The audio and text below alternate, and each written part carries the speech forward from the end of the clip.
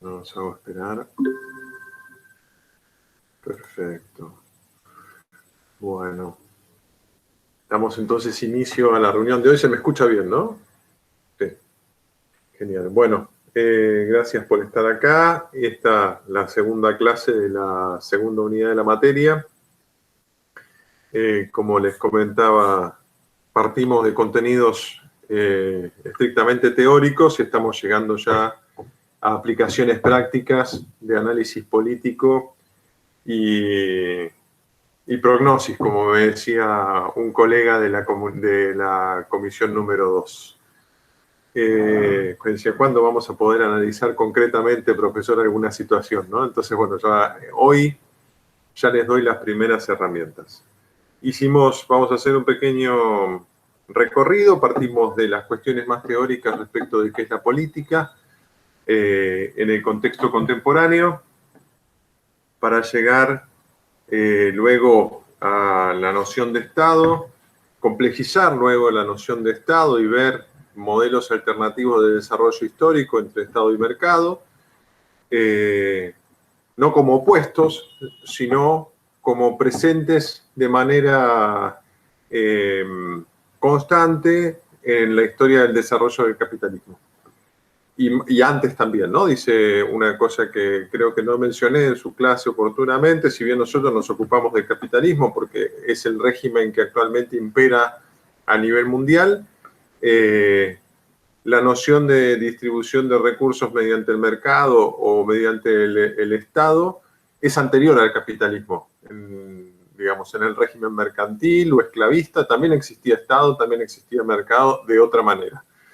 Las particularidades que adopta con el capitalismo, en todo caso, son la tendencia a la monopolización en el caso de la lógica del mercado y la tendencia a la autonomización burocrática en la lógica del Estado, ¿no? Eso es como la particularidad de ambos dos bajo el capitalismo. ¿Qué vamos a ver en esta clase?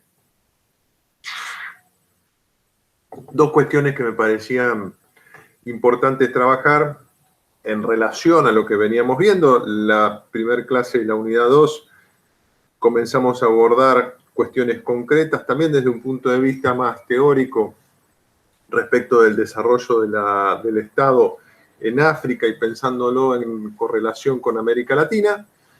Y en esta segunda clase les traigo ya algunas cuestiones propias del pensamiento latinoamericano que han tenido aplicación práctica y que, bueno, es un gusto. Yo les incorporé este año un texto que salió el año pasado sobre el cálculo político y la planificación. Digo, o sea, fíjense cómo yo estoy orientando toda la materia hacia ciertos nudos problemáticos que hacen a la noción de defensa y el instrumento militar. Estado, planificación, contexto de evaluación de acción en crisis. Digo, son todas cuestiones que a los colegas de profesión militar les será más que corriente. Y en el caso de esta segunda clase, les decía, les acerco dos textos. Uno de un sociólogo indio que se llama Vivek Chiver, y el otro, el desarrollo específico en términos de sociología política o de ciencia política que realiza el estructuralismo latinoamericano. ¿Por qué esto? De vuelta, porque me parece importante anclar la pregunta respecto del Estado y la política y los principios políticos de la defensa en el siglo XX, y en el siglo XXI me parece que la pregunta sigue siendo relevante, en torno a la noción de desarrollo. La noción que articula la dinámica política del siglo XX y, entiendo yo, la del siglo XXI, y uno lo puede ver, por ejemplo, en el caso del enfrentamiento geopolítico que existe entre China y los Estados Unidos a nivel comercial aún, tiene que ver con desarrollo, ¿sí? ¿Cuál es el régimen de desarrollo económico? ¿Cuál es el objetivo en términos de desarrollo? Y cómo ese desarrollo económico, político, social y cultural conlleva a un acrecentamiento en términos de poder, si uno lo quiere clásicamente, y posicionamiento en el tablero internacional de las potencias. En ese sentido, vuelvo sobre la noción de desarrollo y les señalo, vamos a comenzar con la escuela latinoamericana para luego ir al estudio del sociólogo Cheever. Como siempre, les voy a hacer en la clase una contextualización de la producción intelectual para que ustedes entiendan cuál es el problema al cual apuntan los teóricos y por qué las soluciones que encuentran. El pensamiento estructuralista latinoamericano, yo les he dado un texto que redacté para la materia, nace tempranamente en América Latina, principalmente con la escuela de Prebisch, en Argentina, y se extiende más allá de las fronteras de Argentina y forma toda una camada de intelectuales en América Latina, cuyo, digamos, principal núcleo rector de producción intelectual es lo que se denominó Flaxo. Recordemos que Flaxo tiene sedes, funda en la década del 60, tiene sedes en Santiago de Chile, en Quito y en México, ¿no? Algunos de esos intelectuales, a mí yo he tenido el gusto, el placer y el honor de trabajar con Alfredo Calcaño y seguir cursos del sociólogo chileno que reside en México, que se llama Cortés Cáceres, que también es de Flaxo México. ¿Cuál es la inquietud de todos los autores que estamos... de los autores que estamos mencionando? La cuestión del desarrollo. La cuestión que inicia el pensamiento teórico de Prebisch es la cuestión del desarrollo, los términos de intercambio de las economías latinoamericanas y la inserción de la región en América Latina. Buen día, Leonardo. Hola, buen día, gracias por admitirme. Y la cuestión del desarrollo en América Latina. La teoría estructuralista latinoamericana tiene tres ejes de pensamiento y eso está claramente en el texto que yo les compartí. Es un texto bastante importante que, si bien, digamos, la idea no es que lo lean íntegramente ahora, yo creo que sí les puede servir para pensarlo después. No hablo del apunte que yo les dejé, sino del texto de Calcaño, Sáiz y Barbieri, que están para descarga directa, uno que tiene una tapa roja, que es la aplicación práctica del modelo político que desarrolla la escuela estructuralista latinoamericana. Recordemos que cuando se inicia Flaxo y CEPAL, esto está correlacionado, se trabajan sobre tres ejes. Un eje es el eje económico, otro eje es el eje político y otro eje es el eje sociológico. En este caso nosotros nos vamos a abocar al eje político y dentro del eje político yo les traigo la noción del modelo que me pareció muy claro para poder abordar ya cuestiones de análisis y proyección. ¿Cuál es el interés les decía yo, de este modelo? Que la escuela de pensamiento estructuralista política latinoamericana busca ordenar la idea de decisión. Fíjense cómo nos retrotraemos también a un concepto que vimos en la primera clase con Prebisch, con Schmitt, la decisión, el nivel de la decisión política, y lo que se busca es la optimización de la decisión política y la acción estatal. ¿En qué contexto? En el contexto de la América Latina de la década del 60, una América Latina embebida en grandes procesos de modernización, que para quien le interese puede tomar los textos, los clásicos de la sociología de la modernización latinoamericana, como puede ser, por ejemplo, Gino Germani. u otros pensadores, por ejemplo, sociólogos de Brasil, como también puede ser Faleto.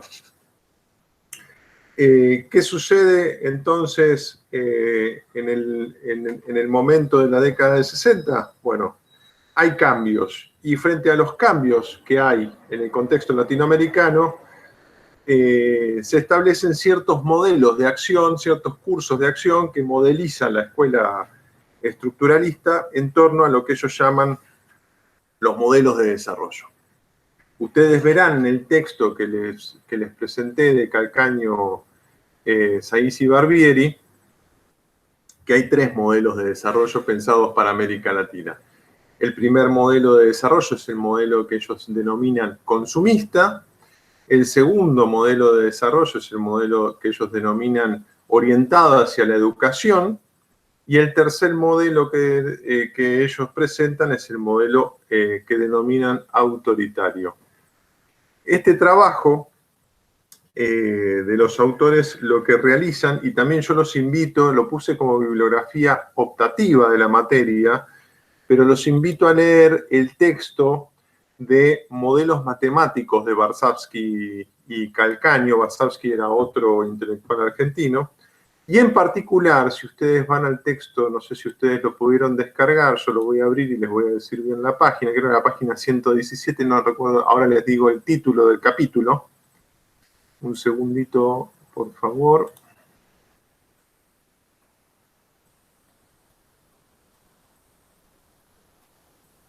Estoy abriendo la materia.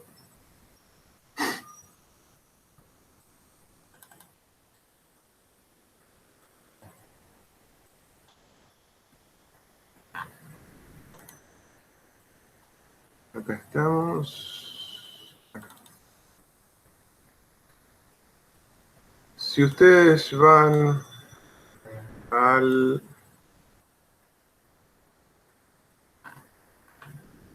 Acá está. Si ustedes van al capítulo número 5 del texto de Varsavsky y Calcaño, se van a encontrar con una muy interesante propuesta, que es un ejercicio. Vuelvo a la pantalla, porque si no, no los veo. Ahí está. Un ejercicio que realizan los autores, un ejercicio matemático de desarrollo. Buenos días, Diego, ¿cómo estás? Un ejercicio de modelización matemática de estilos de desarrollo. Esto está pensado para el caso de Venezuela en la década del 60, proyectando el crecimiento de la República de Venezuela en función de una serie de indicadores hasta el 2000. Y es muy interesante, como si ustedes pueden observar el texto, si pueden ir yo voy a ir al capítulo, no se los puedo compartir por acá porque si no voy a ir a...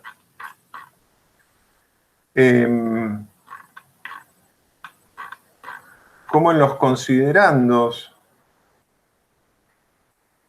del capítulo, los autores dan cuenta de una serie de elementos que hacen a lo que nosotros estuvimos tratando en las clases anteriores, que yo les dije, vayamos desde lo más sencillo hasta lo más complejo.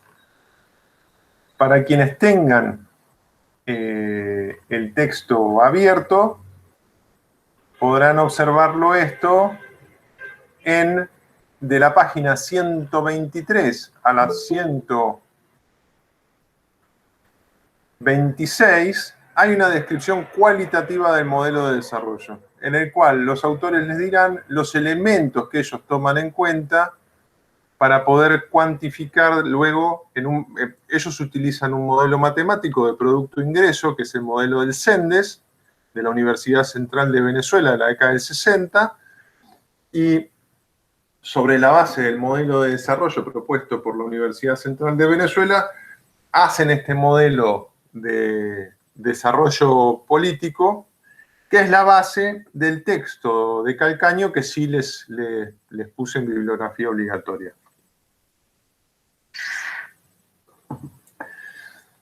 ¿Cuál es el interés de esto? Que ustedes verán acá que nosotros podemos empezar a cuantificar las variables que... Buenos días, Julián. Las variables que tenemos en el... que hemos ido incorporando a lo largo de las clases, ¿no? Desde lo más sencillo hasta lo más complejo, incorporando elementos internos, ¿sí? Desde los más groseros hasta los más finos, para luego incorporar elementos externos, y eso verán acá cómo puede tener un nivel de desagregación aún mayor, y que hace ya el análisis real de un proceso de desarrollo en América Latina. Si nosotros vamos al texto de Calcaño, para que lo tenga abierto, voy al...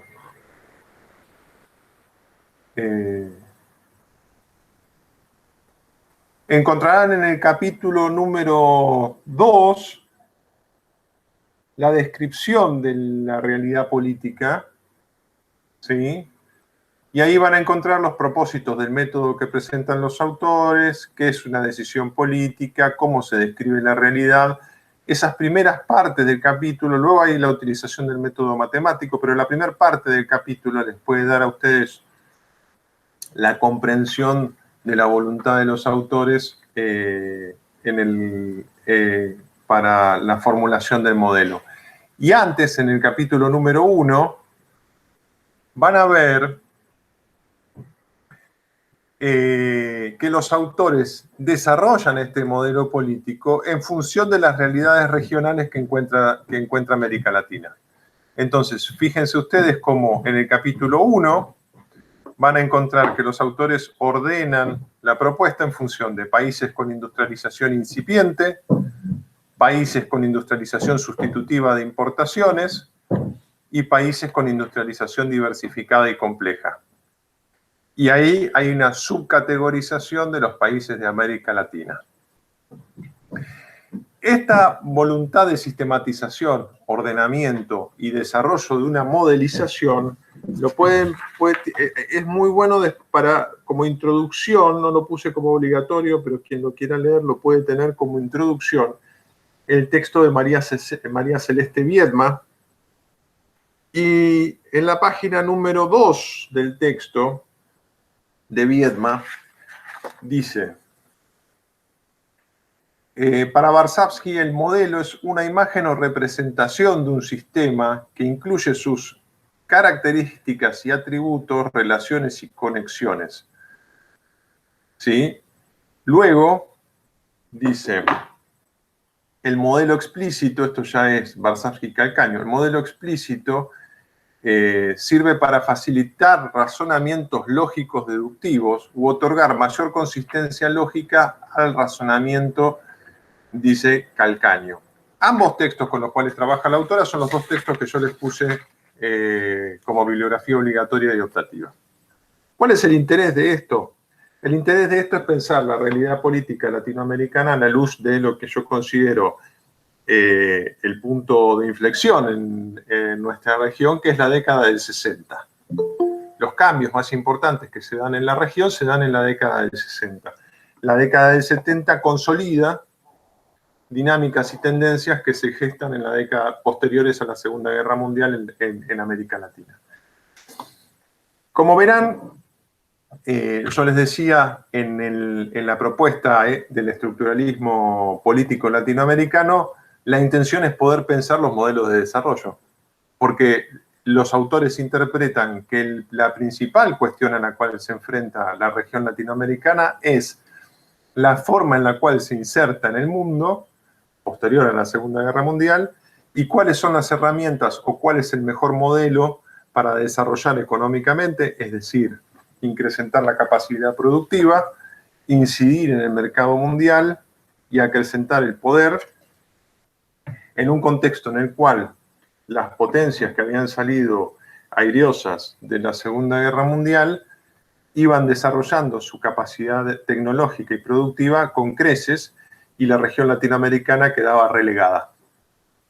En ese sentido, el principal motor del pensamiento y del desarrollo teórico es la inserción de América Latina en el mundo. El modelo político pensado por el estructuralismo latinoamericano es en función de la realidad política latinoamericana en correlación con el mundo. No es un modelo pensado a espaldas de la integración latinoamericana al sistema mundial o solo para América Latina. Primer punto que me parece muy importante pensar. Y acá, ya que vamos 20 minutos de la clase, vamos al segundo texto que yo les traigo a colación desde una óptica diferente. Yo, como les decía, esto es desde el estructuralismo latinoamericano. Ustedes habrán visto que yo les he presentado diferentes escuelas de pensamiento político del siglo XX. El segundo autor que les traigo hoy es un sociólogo indio que también piensa en la cuestión del desarrollo, Cheever, pero desde otra óptica, ya desde el marxismo, y piensa en la cuestión del desarrollo de la India en relación con el desarrollo de Corea del Sur. De Corea del Sur, bien digo. El libro del autor, lamentablemente, no está traducido al castellano. Las cosas que están traducidas al castellano de Cheever son trabajos más generales respecto de la interpretación del Capital y la interpretación de los textos clásicos del marxismo. Pero me parece muy interesante poder pensar el texto original del autor. ¿En qué sentido? En el sentido de que el pensamiento, luego, dos cuestiones me parecen importantes y por eso lo incluí en la materia. En primer lugar, que estamos hablando, si bien hoy es un profesor y docente en los Estados Unidos, estamos hablando de alguien que se formó en la India, o sea, pensamiento no europeo, no central. Y en segundo lugar, alguien que también desde un lugar diferente se vuelve a ocupar de la misma temática que es de interés para nosotros, que es la temática del desarrollo. ¿Sí? Y Cheever identificará dos elementos, me parece a mí centrales. Un segundo que me buscaré el libro.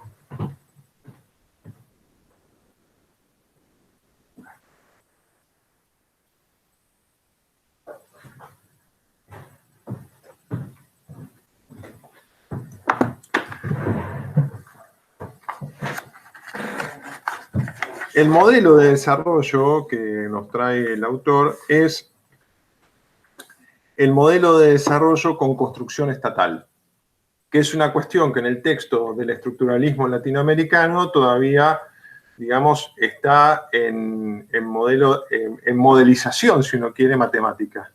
En el texto de Cheever, nosotros podemos ver a posteriori, los textos latinoamericanos son textos que se hacen en la década del 60, el texto de Cheever es de la primera década del 2000. Las cuestiones que ve Cheever en su libro tienen que ver con la dimensión de la política industrial y la dimensión de la construcción de capacidades estatales para incentivar el desarrollo industrial y la inserción internacional. ¿Y qué elementos señala el autor en el libro que me parece muy importante? Como les decía, lamentablemente no hay traducción al castellano del libro, que tienen que ver con algunas cuestiones que él pretende desmitificar y que son, en primer lugar,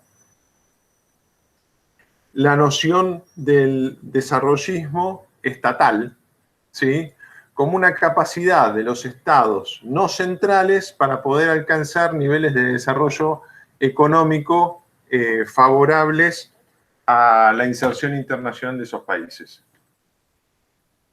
En este sentido, el autor dice, bueno, en el caso coreano hay un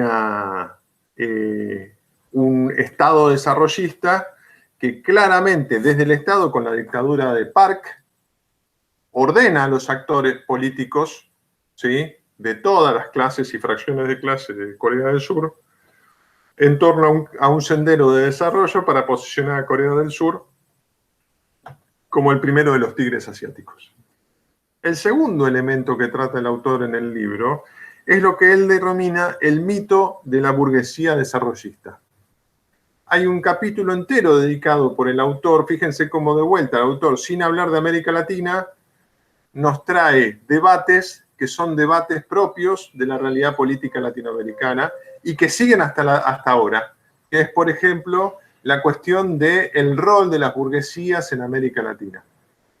El rol de la burguesía, digo claramente, un tema de debate. La verdad que no soy lego en términos de la producción brasileña, pero por ejemplo, en términos de la producción argentina, mucho se ha debatido respecto del rol de la burguesía paulista en el desarrollo del Brasil. Fíjense cómo después se habla de la burguesía argentina, se coloca la categoría, se empieza a trabajar sobre la categoría de la clase dominante para saber si es una burguesía o si en verdad es una oligarquía, cuál es el legado de la colonia, de las colonias iberoamericanas en la construcción de las identidades políticas y las dinámicas económicas en nuestra región. Digo, todas estas cuestiones las podemos comenzar a pensar a través de la lente de pensar otras regiones del mundo que han pasado por los mismos problemas. O que en todo caso se hacen las mismas preguntas, digo yo, y también nos pueden ofrecer algunos elementos para pensar nuestra propia región. Entonces, como les decía, en el caso de la India, viendo el caso de la India, el autor dice el mito de la burguesía desarrollista y cómo esa burguesía desarrollista en verdad no está, sino lo que apunta el autor es la necesidad de construir capacidades estatales para apoyar el desarrollo.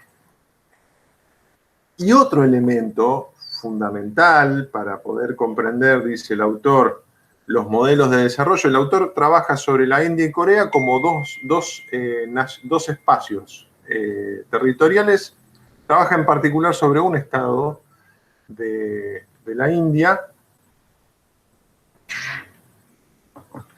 señalando que en el mismo periodo de tiempo, en ambos lugares se dan modelos de desarrollo industrial, uno exitoso, Corea del Sur, y uno fracasa, la India, dice el autor. Entonces él dice, ¿qué elementos influyen en uno y en otro contexto para que el modelo coreano triunfe y el modelo indio no lo haga?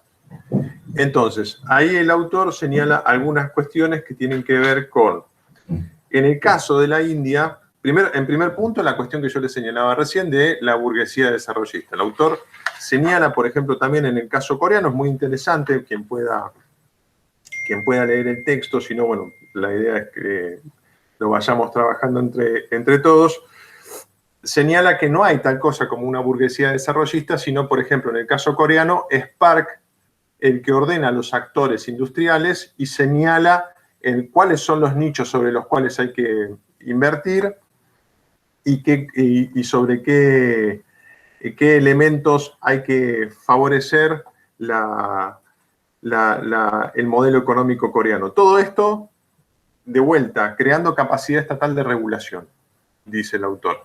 Hay una cuestión acá que es central, dice, hay una capacidad estatal de regulación, a la cual, por contexto de posguerra de Corea, los sectores dominantes de Corea del Sur no se pueden oponer. En el caso de la India, por el contrario, dicen que hay una voluntad por parte de los sectores dominantes de la India de no favorecer esas capacidades estatales, sino por el contrario, oponerse a ellas. Y otro elemento que interviene activamente es que en el caso coreano, la dictadura de Park puede producir una desmovilización del movimiento obrero.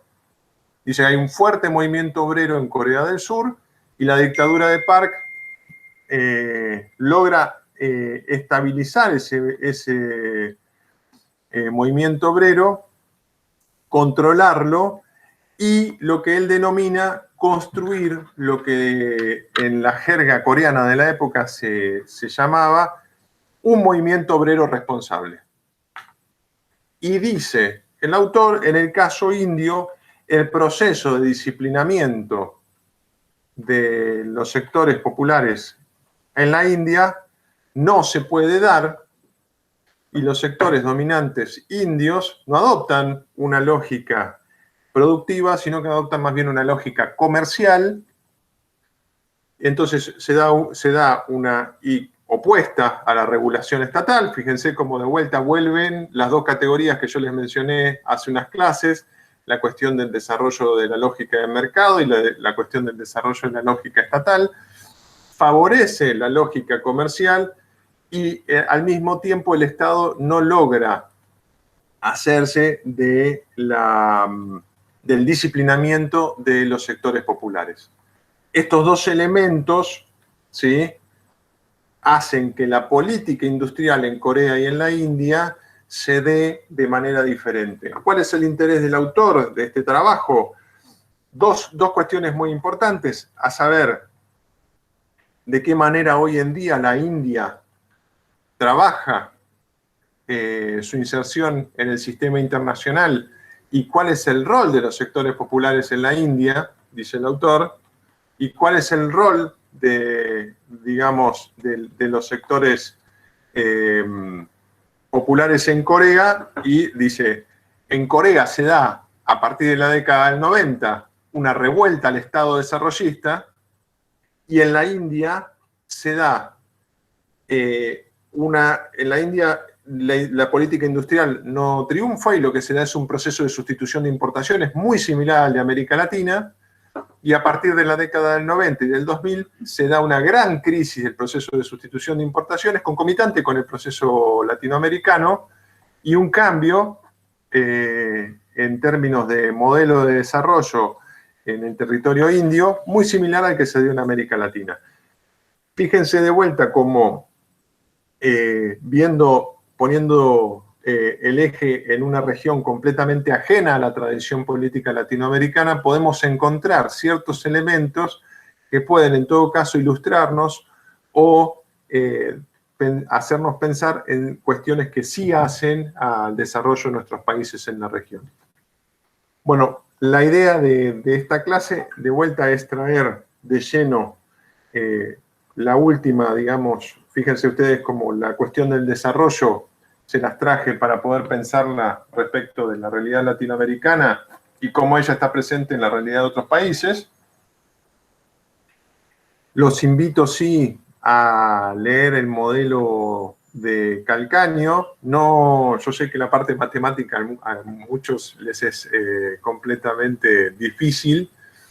Les recomiendo, sí, que comiencen con el texto de Viedma. Es un texto introductorio muy sencillo, tiene 10 carillas. Ese texto les va a ordenar y va a contextualizar también lo que yo les decía recién. Y luego los invito a que utilicen en primer lugar los capítulos más teóricos que les señalé, tanto del texto de Calcaño, Sainz y Barbieri, como luego del texto de Varsavsky y Calcaño. Y respecto de Cheever, les dejé una conferencia bastante larga, en la cual es una conferencia de hace muchos años, cuando él todavía trabajaba activamente en la cuestión del Estado, en la cual hace el vínculo entre Estado y capitalismo, que me parece que es bastante ilustrativo de algunos aspectos que están en el libro. Para quien pueda leer el libro, verán estas cuestiones que me parece que son útiles de vuelta para pensar la década el siglo XX y el comienzo del siglo XXI. Bueno, ahora sí, doy apertura al micrófono para preguntas o dudas que hayan surgido. Buenos días, profesor. Sí, buen día. Me parece que, de acuerdo con esses textos de essa semana, pero também com o do autor chino de la semana passada, la questão clave é a planificação de largo plazo de los estados, ¿no? Para possibilitar o desarrollo, hay que tener planificaciones de largo plazo, un cierto control estatal que va contra el modelo neoliberal del mercado regularse y hacer las cosas como libremente, ¿no? Parece que todos los textos, incluso el texto que usted lo escribió, que dice respecto a Perón, van todos en esa dirección, ¿no? Para nosotros, creo que en los regímenes democráticos, con elecciones a cada 4 años o 5, eso es muy difícil, ¿no? Porque la alternancia de partidos políticos en el poder hace con que muchas veces uno derogue acciones de lo anterior, cosas así, lo que hace que se torne difícil ese desarrollo, ¿no? Sí, ahí hay dos elementos, por eso yo traigo la cuestión de la década del 60, que tienen que ver con, por ejemplo, si uno lo piensa, si querés, Alexander, yo traía a colación en la primera clase la crisis de 1930. Nadie podrá dudar, digamos, de la continuidad del Estado democrático en los Estados Unidos. O sea, de manera ininterrumpida podemos identificar que los Estados Unidos, en términos de lo que se presenta y lo que se analiza a nivel mundial, es una democracia liberal con elecciones regulares cada 4 años, alternancia en el poder, sistema de partidos y todo lo que nosotros conocemos. Sin embargo, si uno ve la experiencia de la década del 30 posterior a la crisis del 29, uno puede identificar elementos de planificación a mediano y largo plazo que se construyen y que son, digamos, que no van en detrimento de la participación democrática, sino que generan otra lógica de distribución de recursos en la sociedad. ¿Qué quiero decir con esto? Quiero decir que la planificación de largo plazo no es contraria al proceso de democratización. Por eso yo les traje a colación en alguna de las clases que la dicotomía, digamos, de democratización, en el caso latinoamericano, está muy asociado a los procesos a entender democratización como opuesto a república. Y república como opuesto, digamos, república como la lógica de consolidación de capacidades estatales. Y nosotros podemos pensar la construcción de capacidades estatales independientemente de la dicotomía entre república y democracia. En el caso, como yo les decía, y hay yo los invito a quien lo pueda buscar, lo voy a poner en el chat, espero escribirlo bien, la Tennessee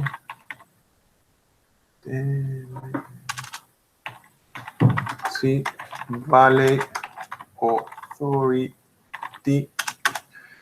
Quien pueda buscarlo, fíjense la experiencia de la Tennessee Valley Authority.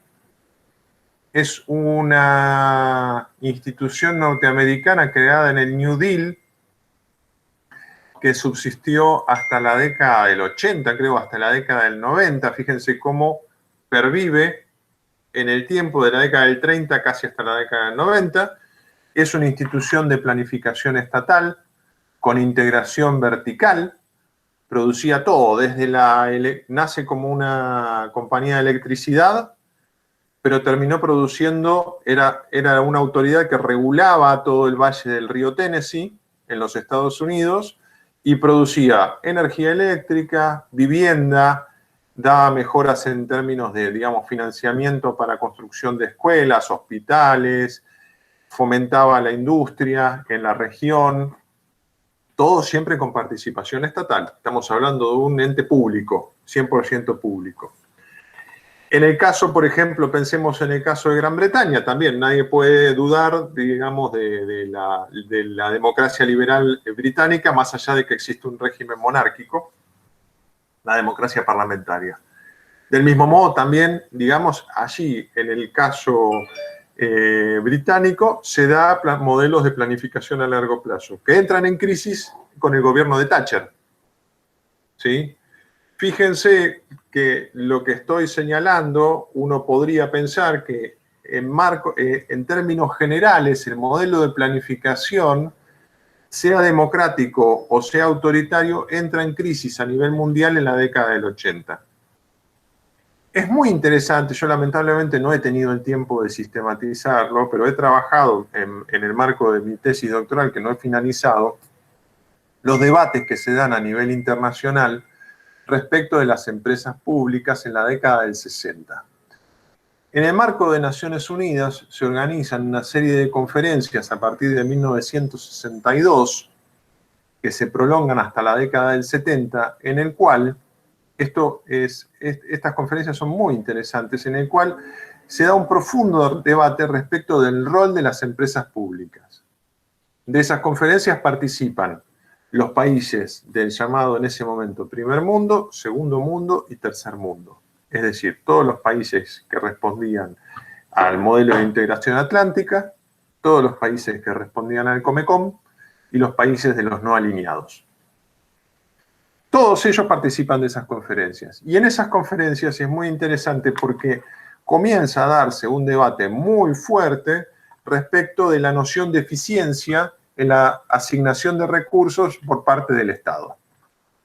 Ese debate respecto de la eficiencia en la asignación de recursos no es privativo de los países, digamos, del modelo atlantista de integración económica, sino que también se da en el modelo del Comecon y se da en los países no alineados.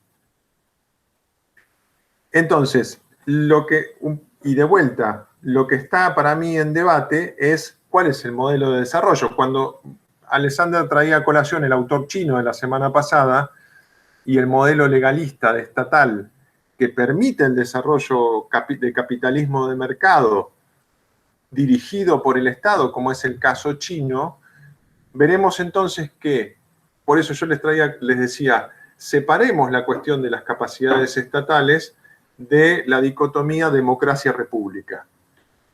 Y veremos cómo la construcción de capacidades estatales para asignación de recursos puede darse independientemente de que sea democrático o republicano. Ven cómo comenzamos a problematizar la cuestión y ya entonces la planificación de largo plazo, que era la pregunta que decía Alexander, no queda atada a la capacidad o no de participación democrática en los países latinoamericanos, sino que supone otra cuestión que tiene que ver con un ordenamiento de actores respecto de la capacidad del Estado para asignar recursos a largo plazo y ordenar ciertos modelos de desarrollo. ¿Sí? De vuelta, vuelvo sobre la cuestión que a mí me parece fundamental, que es anclar el debate sobre cuál es el modelo de desarrollo, en función de eso, ver cuáles son las capacidades estatales y ordenar los actores respecto de ello. ¿Se entiende un poco? Digo, o sea, de esta manera nosotros podemos, porque si no hay una encerrona teórica en decir, en la dicotomía, si tengo democracias no puedo tener planificación, si tengo planificación no puedo, los actores se tienen que ordenar desde el Estado. Me parece que hay ahí dos elementos en el cual, por ejemplo, en el caso británico es clarísimo, digamos, había consenso por parte de los autores, de los conservadores y de los laboristas en Gran Bretaña posterior a la Segunda Guerra Mundial hasta la década del 70, en la necesidad de fortalecer capacidades estatales que llevó a la producción estatal de carbón, la producción estatal de vehículos, la producción estatal de maquinaria ferroviaria, la producción estatal. Todos estaban de acuerdo en eso. En el momento en el cual los actores relevantes del sistema político británico entienden que la asignación de recursos mediante la lógica estatal ya no era eficiente, comienza a cuestionarse y se da un cambio cuyo emergente es Margaret Thatcher y cuya consecuencia son los cambios políticos y culturales y económicos que se dan en Gran Bretaña a partir de la década del 70 y de la década del 80 fuertemente, el resultado es Tony Blair. Digo, viéndolo de manera procesual, uno puede comprender entiendo yo, de mejor manera, estas dinámicas. Y volviendo entonces en este sentido al modelo político de Calcaño, Sáenz y Barbieri, ordenar estas opciones permite desarrollar un curso de acción racional y permite poder evaluar, digamos, cuáles serán las opciones de los actores en el contexto político. No sé si me extendí un poquito, pero no sé si sirvió, Alexander, a tu consulta y al resto de los compañeros del curso. Sí, por supuesto, profesor. Muchas gracias.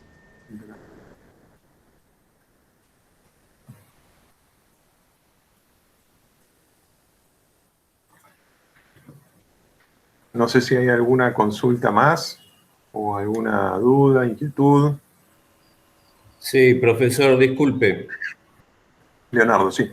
Lo que usted dice para mí son políticas de Estado, es decir, por supuesto que no debería haber problemas entre planificación y democracia. En todo caso, los ejemplos que usted dio, me parece a mí, es porque respetaron política de Estado más allá de los diferentes idearios políticos. El quiebre tiene razón, yo creo que tiene absoluta razón, el quiebre lo produce Margaret Thatcher, pero más que nada lo que le dio sustento a Margaret Thatcher, el neoliberalismo. Me parece que ahí viene el quiebre más grande respecto a la función del Estado y a las formas de gobierno o de administración del Estado. Ese quiebre lo estamos padeciendo prácticamente todos los países de Latinoamérica, y fue algo que tuvo un efecto universal. Yo creo que no hay ninguna incompatibilidad entre proceder planificando como base de política de Estado, asumirlo de ese modo. Lo que me suena un poco raro es lo que usted dijo de dicotomía entre democracia y una de las formas de la democracia, que es la republicana. ¿Eso por qué usted entiende que es una dicotomía? Gracias, sí, voy a aclarar ese punto para que no se malinterprete. Hay dos cuestiones ahí, Leonardo. Respecto de democracia o república, yo lo que les traía a colación era un debate propio del liberalismo que existe desde el siglo XIX, que tiene que ver con lo que los teóricos liberales clásicos denominan la emergencia de la cuestión social. La emergencia de la cuestión social es cuando, digamos, hay demandas sociales y de qué manera procesa o asimila el sistema político y económico esa demanda social. En el caso latinoamericano es claro, justamente los modelos de desarrollo hacen que la emergencia de la cuestión social sea evidente a partir de la participación del movimiento obrero. Ahí tenemos un punto. El modelo liberal o la teoría liberal conservadora que ancla su discurso en la noción de república únicamente, por eso hago referencia a la noción de república, no logra encontrar una metodología de asimilación de la demanda social democrática, sino que su lógica de asimilación de la demanda social es autoritaria por un ordenamiento en función de la república de la cuestión social. El modelo liberal democrático dará cabida a la demanda social a partir de los canales de participación democrático y en ese sentido, digamos, hay una diferencia entre un liberalismo anclado en la república y un liberalismo anclado en la participación democrática. Esto se ve claramente desde el siglo XIX en todas las escuelas liberales. Digo, por eso yo al principio dije, no los voy a aburrir con la teoría contractualista, el contrato social. Todos están de acuerdo en el contrato social no es el problema es cómo se procesa la demanda social, que genera el capitalismo y el desarrollo. Ahí tenemos el inconveniente a partir del siglo XIX y del siglo XX claramente. Eso en primer lugar. Y en segundo lugar, para que haya consenso respecto de la planificación, tal como vos señalabas, Leonardo, recién, tiene que haber consenso en la construcción de capacidades estatales. Y eso no siempre es el caso. Por eso es muy interesante el trabajo de Cheever, porque Cheever señala como al mismo momento, en la década del 50 y del 60, en dos países de Asia, en Corea y en la India, la clase dominante coreana es ordenada por parte del Estado, el Estado genera política industrial, ordena a los actores y orienta el proceso de desarrollo industrial de Corea a un estado desarrollista, que es el caso coreano, que entra en implosión en la década del 90, mientras que en el caso de la India no hay consenso por parte de los sectores dominantes en el acrecentamiento de las capacidades estatales de regulación, y eso, digamos, lleva a un crecimiento de la política comercial, no industrial, comercial, y una industrialización por sustitución de importaciones. Dos modelos de desarrollo diferentes que tienen que ver con la construcción de capacidades estatales y con la posición de los actores respecto del Estado. Por eso vuelvo algunas clases para atrás, cuando yo les comentaba, digamos, la propuesta de Weber de las lógicas de desarrollo de racionalidad occidental en el marco del capital, de racionalidad occidental, la racionalidad de mercado y la racionalidad de Estado, como lógicas de asignación de recursos. ¿Sí? ¿Se entiende esto? Digo, o sea, no son esas lógicas. Tiene que haber acuerdo por parte de los actores. Si no hay acuerdo por parte de los actores con cómo se asignan los recursos de manera más eficiente en una sociedad, entonces no va a haber consenso respecto de las capacidades de planificación del Estado, por ejemplo. Eso puede generar tensiones, como señala el autor, por ejemplo, en el caso de la India. Eso genera tensiones porque los actores en la India no se ponen de acuerdo respecto de cuál es la mejor lógica de asignación de recursos, no se termina de procesar eso y lo que se da es un modelo de sustitución de importaciones. En el caso de Corea, por un contexto particular, insiste el autor sobre la cuestión de que Corea sale en el 55, sale de la guerra, hay una voluntad norteamericana de desarrollar Corea y un ordenamiento de la clase obrera y de los sectores dominantes por parte de Park que permite orientar todo hacia un Estado desarrollista.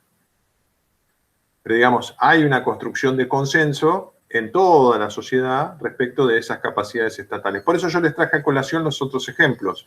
Digo, y justamente el neoliberalismo también puede ser comprendido, para traer a colación lo último que mencionaste, Leonardo, el neoliberalismo puede ser comprendido como un consenso de época a partir de la década del 70 respecto de la eficiencia en la asignación de recursos por parte del Estado.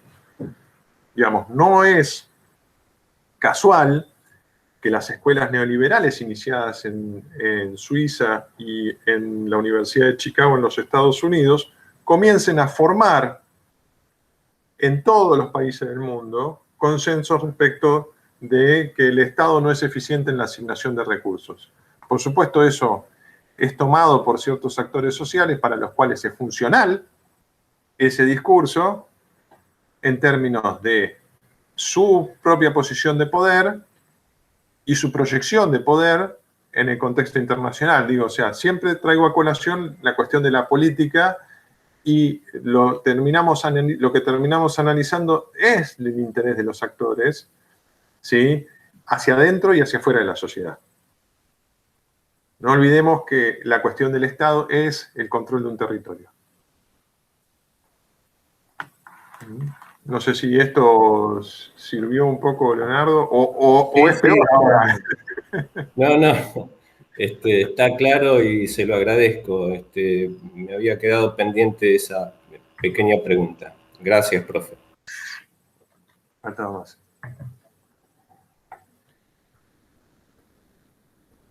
Bueno, no sé si tienen alguna consulta más, duda, inquietud, o si me van a tirar un libro por la cabeza y me van a decir, no entendí nada.